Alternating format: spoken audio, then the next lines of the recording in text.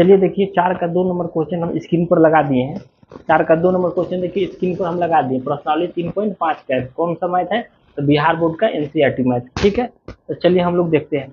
तो 4 का लगा दिए स्क्रीन पर क्वेश्चन। देखिए 4 नंबर का बोर्ड है, 4 नंबर पहले बोर्ड है। तो निम्न समस्याओं को रैखिक समीकरण युग्म में बनाइए और उनके हल यदि उनका अस्तित्व है तो किसी बीजगणितीय विधि से ज्ञात करना। मतलब कोई सा विधि, जो आसान विधि हम लोग पढ़े हैं ना, बीजगणितीय विधि में 4 प्रकार के हम लोग 4 प्रकार के पढ़े हैं ना, बीजगणितीय विधि में हम लोग 4 प्रकार के पढ़े हैं ना, 4 प्रकार के पढ़े। हल होता है, कौन कौन होता है? तो प्रतिस्थापन विधि, विलोपन विधि और प्रतिस्थापन विधि, विलोपन विधि, तुलनात्मक विधि और बड़े-गुणन विधि। तो सबसे आसान होता है विलोपन विधि। तो चलिए हम लोग इसको उसी विधि से बना देंगे। चलिए 4 का हम 2 नंबर क्वेश्चन देखिए स्क्रीन पर लगा देंगे। हम 2 नंबर क्वेश्चन पढ़ रहे हैं। देखिए क्वेश्चन बोल रहा है 4 नंबर के 2 नंबर की एक भिन्न 1/3 हो जाती है जब उसके अंश से 1 घटाया जाता है, और वह 1/4 हो जाती है जब हर में 8 जोड़ दिया जाता है, तो वह भिन्न ज्ञात कीजिए।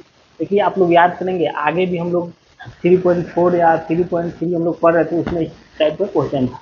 तो चलिए सबसे पहले लिखेंगे, माना कि भिन्न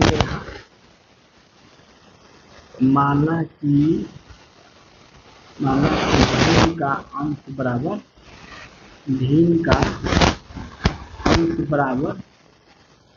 x तथा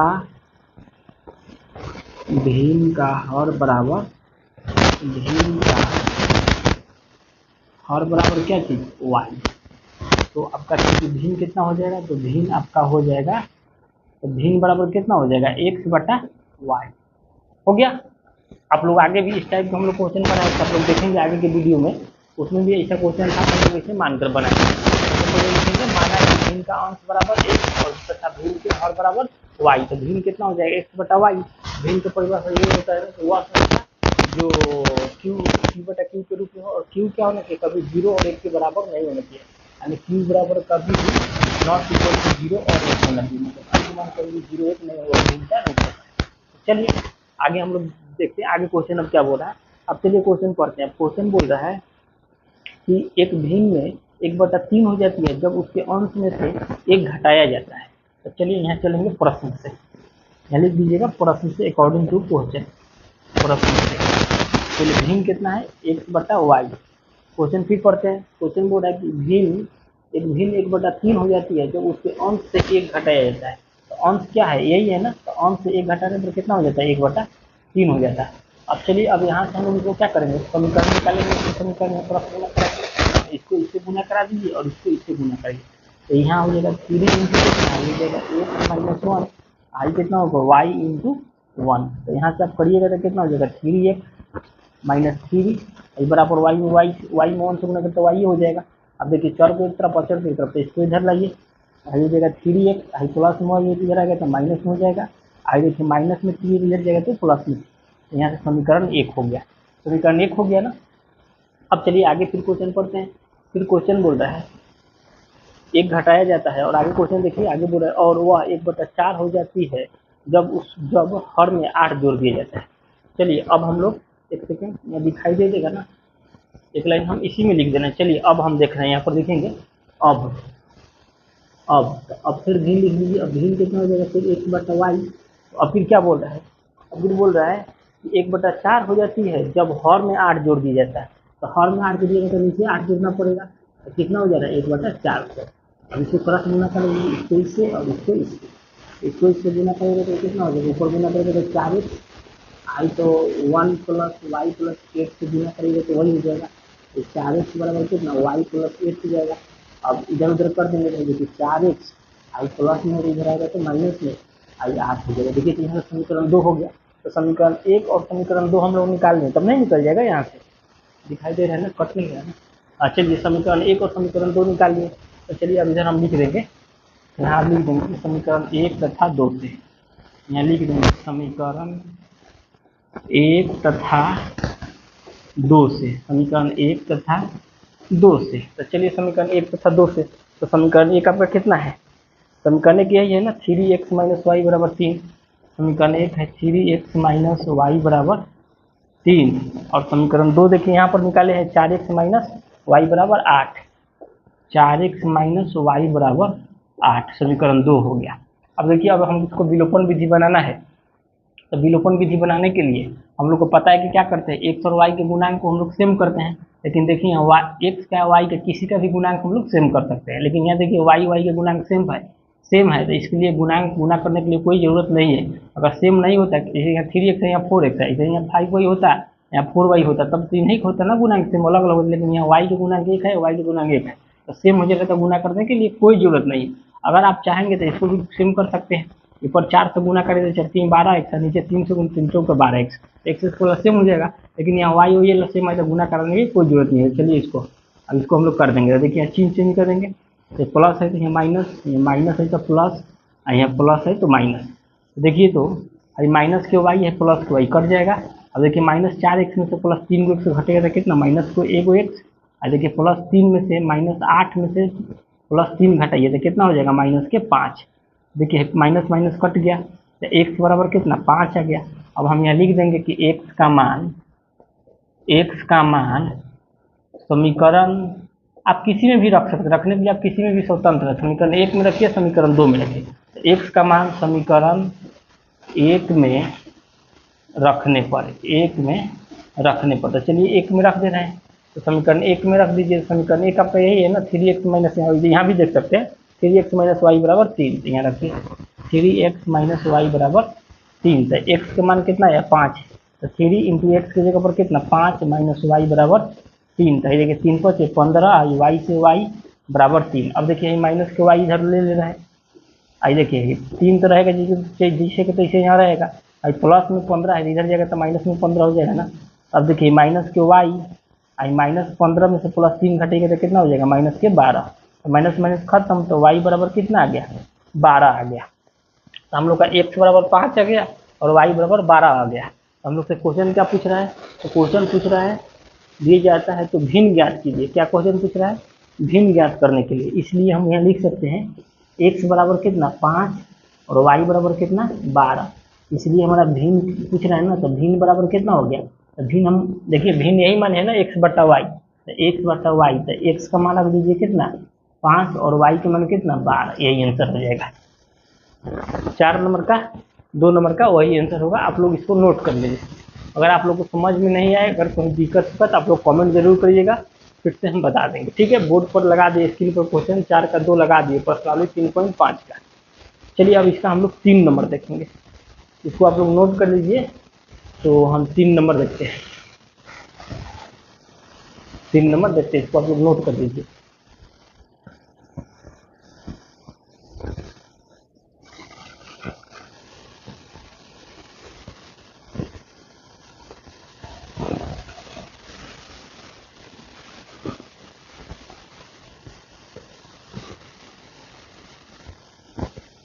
इसको आप लोग नोट कर लिए होंगे। चलिए 1 मिनट के तो टाइम हम दे दिए, आप लोग 1 मिनट के बाद मिटा देना है, ठीक है ना। तो आप लोग नोट कर लीजिए। जब भी आंसर भिन्न वाला क्वेश्चन आएगा तो आप लोग ऐसे ही मानकर बनाएंगे, ठीक है।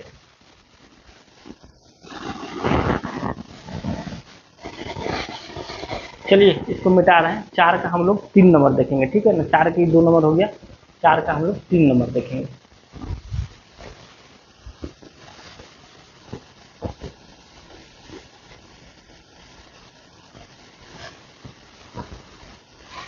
चार का 3 नंबर, चलिए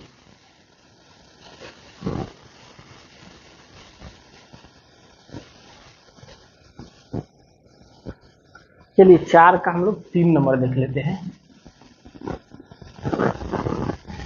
4 का 3 नंबर, चलिए 4 का 3 नंबर क्वेश्चन देखिए, ये भी स्क्रीन पर लगा दिए बोर्ड पर।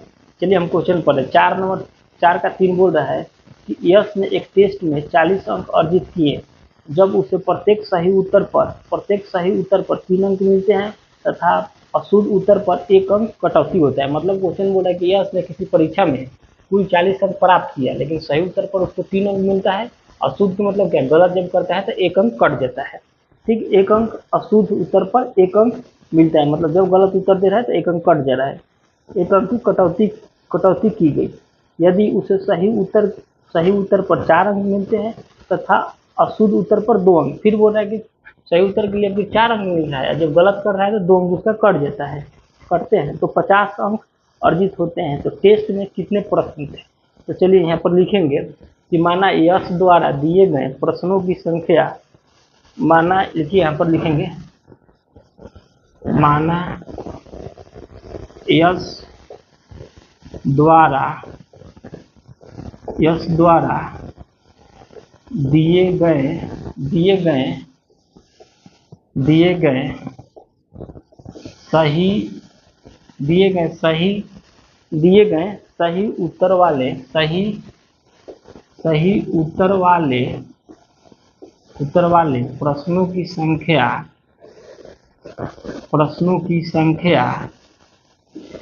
प्रश्नों की संख्या बराबर क्या चीज? x।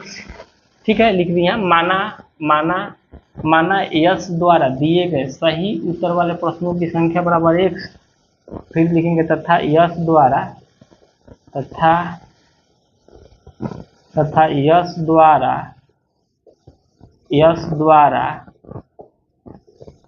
दिए गए गलत उत्तर वाले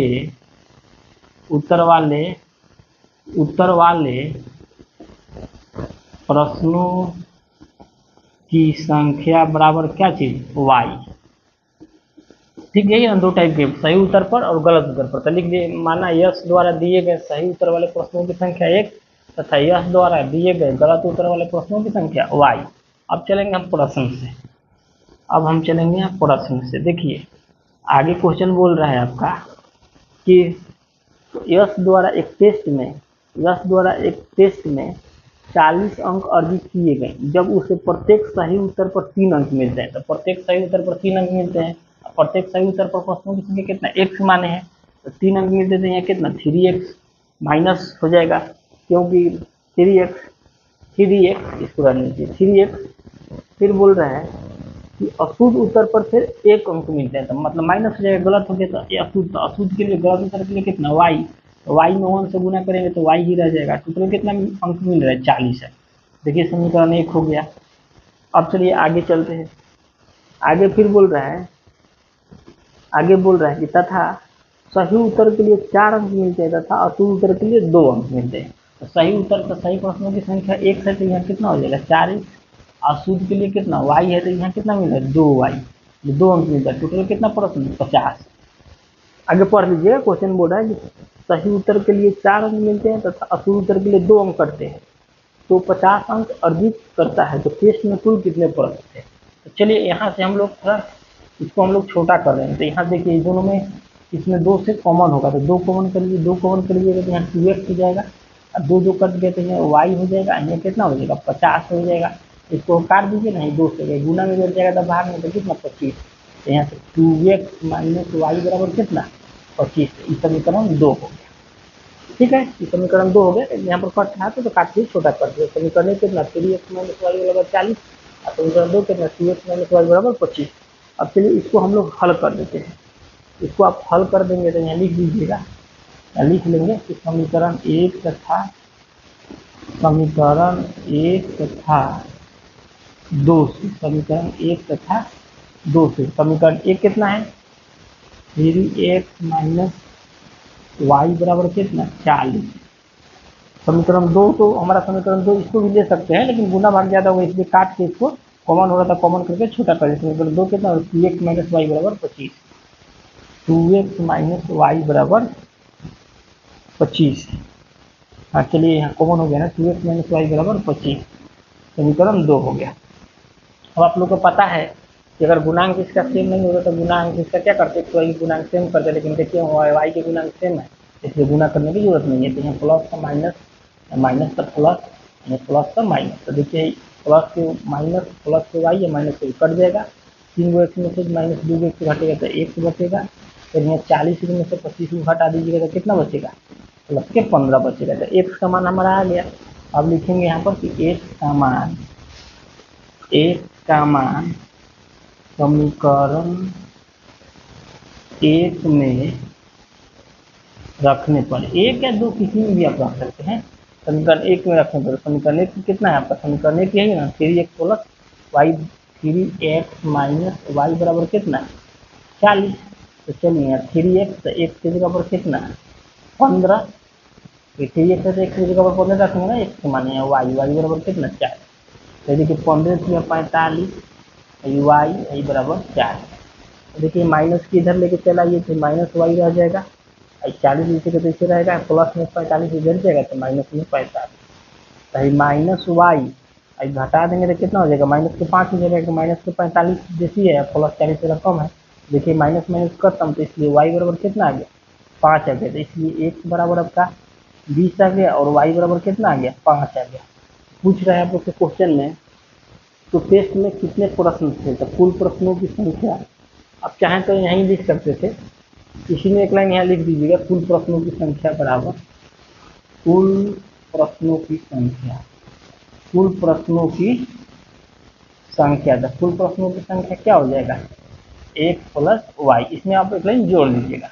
तो कुल प्रश्नों की संख्या तो यहाँ लिख लीजिएगा, इधर यहाँ लिख लीजिए कुल प्रश्नों की संख्या, कुल प्रश्नों की संख्या। तो कुल प्रश्नों की संख्या बराबर क्या थी एक प्लस वाई, एक्स का मान कितना है 15 और वाई का मान कितना है 5, तो जोड़ दीजिए 15 और प्लस 5 कितना टोटल 20 प्रश्न है।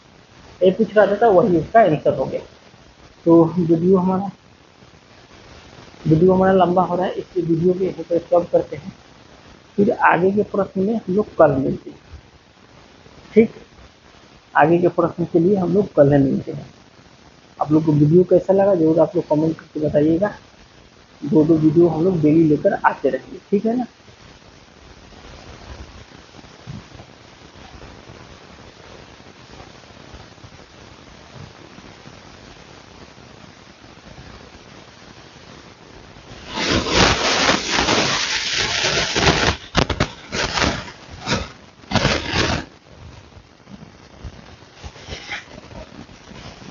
ठीक है, वीडियो को यहीं पर स्टॉप करते हैं और हमारे चैनल का नाम है सिंघल ऑनलाइन क्लासेस।